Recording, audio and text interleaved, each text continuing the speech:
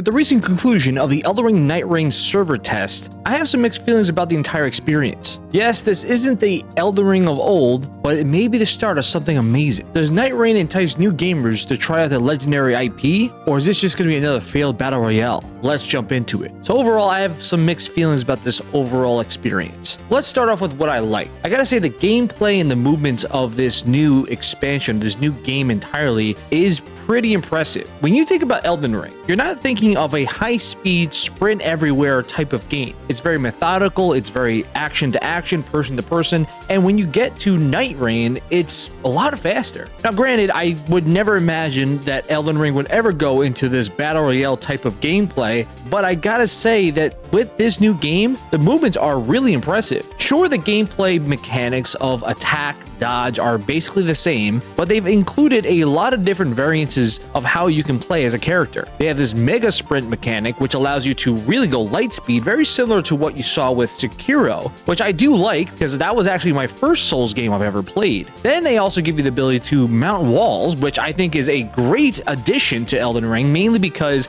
there have been several times when I played where I was wishing that I can get out of a situation by climbing a mountain or climbing a wall and getting out of there as fast as possible, but they actually added it in this game, and it makes it feel like I kind of wish they had this in Elden Ring, because now it actually makes life a lot easier when trying to jump or to avoid or to get out of certain situations. But what I really liked was these characters. And I think that the character additions, or these heroes that they're including for you to play as, are all pretty unique. You have Widler, which is that basic balanced knight character that has all the stats pretty kind of well balanced throughout, has decent amount of health, decent amount of strength, and has some abilities that grant you new ways to fight. He has this kind of crossbow launcher that can basically stun enemies, which I think is a great addition, with a grappling hook, which essentially sucks ass. Sure, it brings me closer to enemies, but a lot of times I feel like this is kind of not really a great idea, especially with an Elden Ring like a game where bosses can destroy you in an instant. Then you have Guardian, which is a heavy type of character that has a lot of defense capabilities and abilities for you to throw your teammates into the air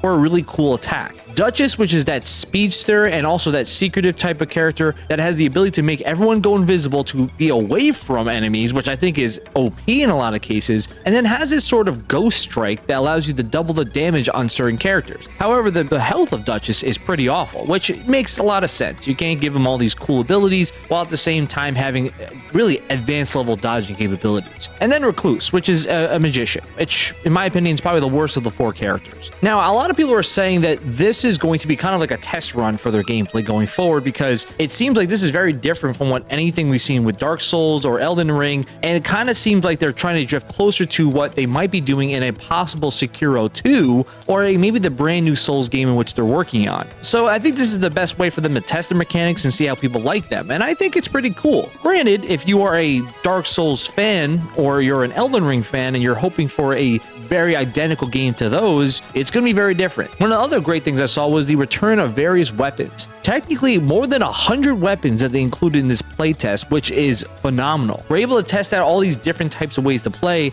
and just like with Elden Ring, it's vast. You have katanas, two-handed blades, axes, hammers, staffs, and many others. Essentially, every weapon that we remember from Elden Ring is essentially now up for grabs in this game. Now, there were some weapons that were not seen on this list so far, which I really do hope they add, and I'm sure they will, like the Rivers of Blood or the Hand of Melania, which were one of my favorite combos to use, or just the Hand of Melania is my favorite all-time weapon to use overall in Elden Ring. But there's also some from the DLC which I use, which I hope they bring back, like the double-handed back blades or the Great Katana, which I used constantly in the DLC. So the fact that you're going to bring all these weapons from Elden Ring is going to be great, but I'm also going to wonder if you're going to bring weapons from Bloodborne or from Dark Souls, because I feel like there's going to be so much more variances of what you can do if that's the case. And lastly, the bosses. I mean, I think it's so smart to build a game that's based on fighting all these Elden Ring or Souls-like bosses throughout the series, because the bosses are epic, right? They have these giant kind of landscapes you can fight them in, and they just fit so well in this type of a game. where you get to fight bosses all the time. Now, we've only seen a few bosses so far, which is one from Dark Souls, which is the Demon Centipede, various from Elden Ring, which is the demi-human duo. We saw Margot, various dragons, and the Tricephalus, which I can't even say correctly. But I'm hoping that we get to see a lot of different bosses from various other Souls-like games. My expectation is that they're going to bring characters from Bloodborne, from other Dark Souls games, from obviously the expansions that we saw from Elden Ring. I really can't imagine seeing Melania on the open field and being not able to shit myself. I think I will be pretty tight if I saw her on an open field where she asked me and her to go at it, because I feel like she will destroy my entire team. And I think when you look at the overall kind of variability of these bosses, they're sort of endless, because so many bosses have been included over the years in all these different variances of games. And the question is going to be, it just depends on which bosses you're going to include and how do you include them. I think that when you look at the overall expeditions and what you could do with that, I think it's going to be really fun. But it just depends on how in depth you're going to go. I think it helps that this is essentially a modded Elden Ring game and these bosses can easily be put into them. But the question is going to be, especially when you look at older Dark Souls games or Bloodborne, they have been around for years. You're going to have to make some updates or some adaptations to these bosses to make them fit in this modern age. So I'm wondering how they're going to do that. And I think what I love most about it is that this doesn't retcon anything. I think this doesn't change any story that we played so far. It just seems like we're playing in an alternate universe where now all these bosses are just there to fight. And I think that as long as you go into this game understanding that this is not expanding the lore of Elden Ring or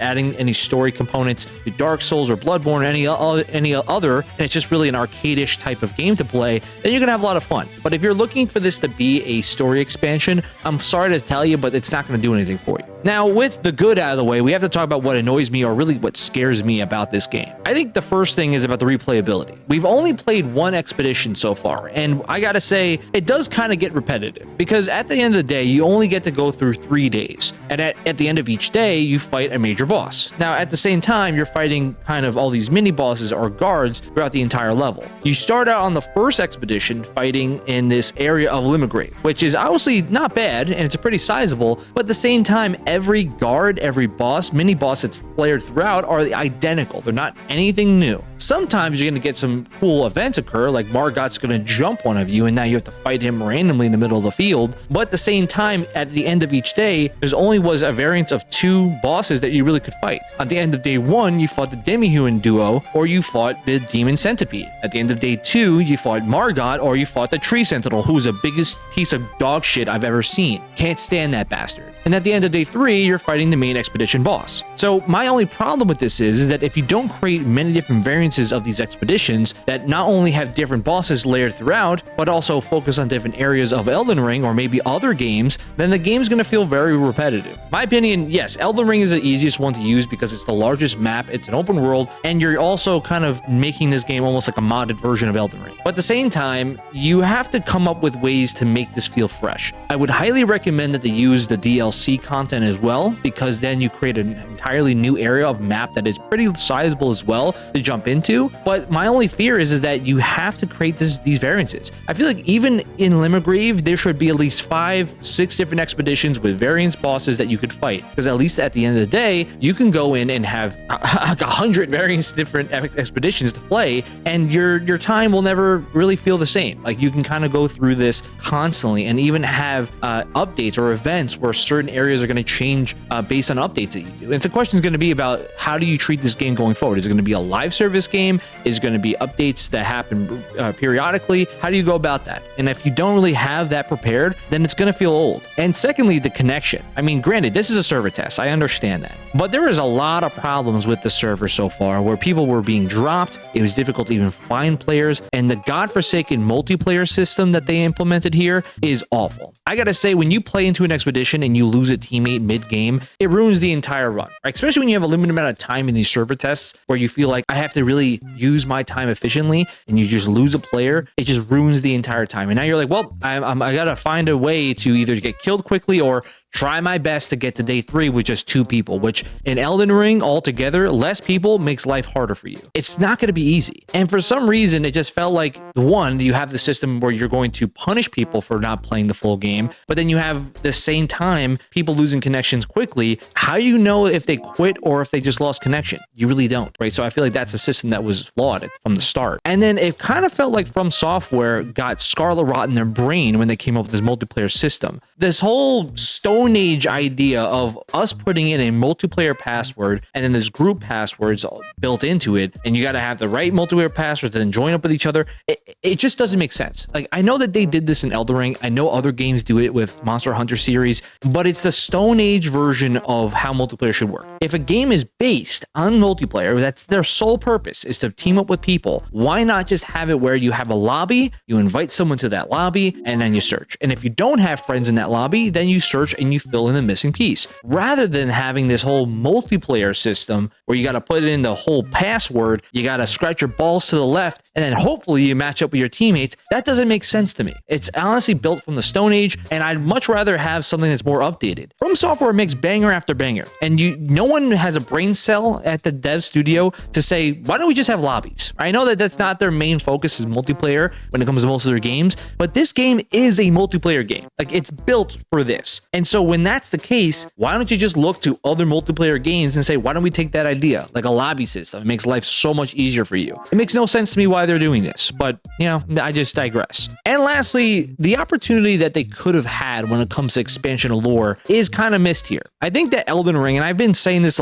quite a bit, I love Elden Ring as a story, as the lore, the whole variances of these bosses and characters that you could expand on with new DLC content is there. And I know that Elden Ring just had their DLC expansion of Shadows of the Erdtree, which was great. If you don't know about that, you can go check out a few of the videos I posted on the channel. But the idea is that even that game had missed on opportunities to expand on lore to a really high extent. And so when this game is releasing, and I already said this earlier, it's not going to expand the lore. And as much as, sure, it's a good thing that they're not retconning anything or they're changing the story or anything, it's also a missed opportunity, because there's so much you could have done with Elden Ring with all these different godlike bosses, Godric the Gold. There's just so much you could have done, especially because we have no clue if we're ever going to get an Elden Ring 2. There is a guarantee we're not getting any more DLC content with this game going forward. This might be the very last content we get for Elden Ring. And when that's the case, it kind of makes you feel depressed that you're no longer going to get anything into the story or to the gods or to anything else. Hopefully they do make a sequel. Hopefully they build on the lore, because there's so much variances of what you could do going forward. But this game is not for that. So I feel like, yes, it is a good thing they didn't retcon anything, but at the same time, I really wish they did expand upon it. So overall, in my opinion of Elden Ring Nightreign, we had a short span of time to play it, and the server test was fun. It was a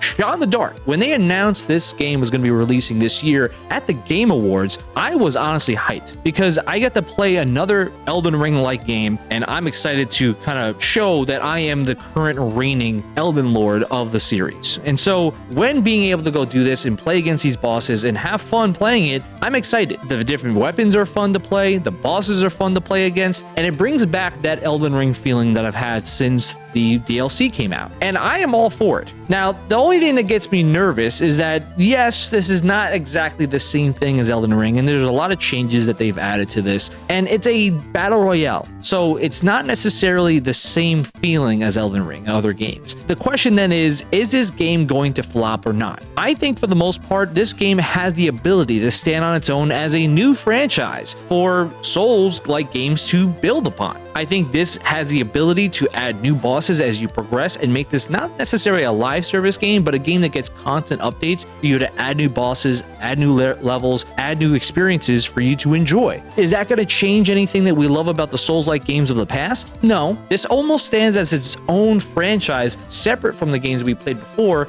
and I think that it has the ability to succeed. I know a lot of people out there are calling this a cash grab because you're using the franchise likeness or the IP of Elden Ring to sell copies, but at the same time, I've seen many other games that broke away from what the standard of what they are used to create an expansion or something new that people will enjoy. I played various games like Persona 5 Strikers, what is a completely different title from what the Persona 5 game originally was, as a turn-based RPG, to making it more of an action-paced RPG, which is extremely fun, and I would go back and play it tomorrow if I could. But the idea is people will enjoy this game, and it also entices new players to try out something that is a lot easier and a lot easier to manage compared to a Souls-like game. So imagine someone new plays this game for the first time, they enjoy it. Well, what's Elden Ring? What are these bosses from Souls? Maybe we should go play it. And this is honestly a good idea for From Software to really invest in something like this, because there's a lot of those people out there that cried about Elden Ring being too hard. Well, this is a good alternative. Or if you want to go play and experience somewhat of what Elden Ring is like, go play this game. I know I'm going to play it when it releases. I'm sure a lot of you will as well. But what do you think about Elden Ring Nightreign? Do you think it's going to be a cash grab? Do you think it's going to succeed? Let me know what you think in the comments below. And hit that thumbs up and subscribe to support the channel. Until next time, this is Marsman signing off.